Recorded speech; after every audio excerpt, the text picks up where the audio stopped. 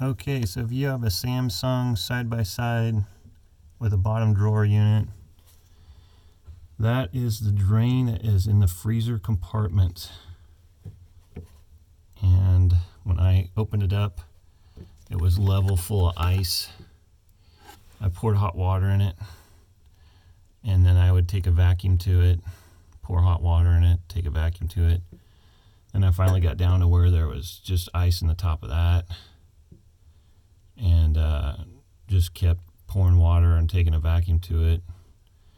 And then you're gonna have to get an air hose and blow that out, and just keep pouring water, vacuuming it out, taking an air hose to it until you finally pour water, and then it finally will drain down that drain. So there's two 10mm screws, and that's how you get that door off. There's also this thing that sits over on the sides of these, and I think, yeah, this one must go on this side.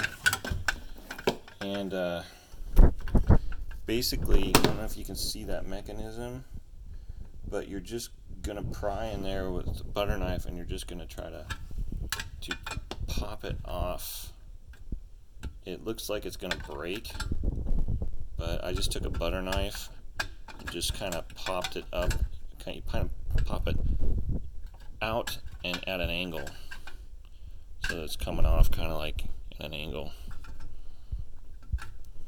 And then you can get that off of there.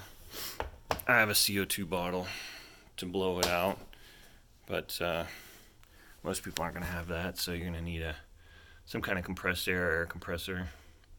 You might be able to do it with just hot water and using a vacuum.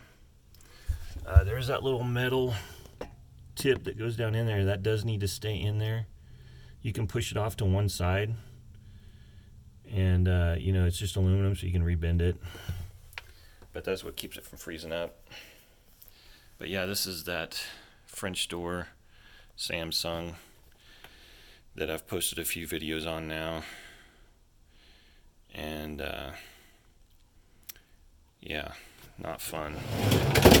But we ended up with a whole bunch of ice down here about every month to 2 months. Have to pour hot water in here and then pop out a huge chunk of ice. And you could see where it was overflowing coming down the front. And then the door wouldn't shut, wouldn't seal up on the gaskets on that bottom drawer. And then it just continued to have problems. So hopefully that's fixed now. I've got about 3 videos on this fridge. It's constant problems.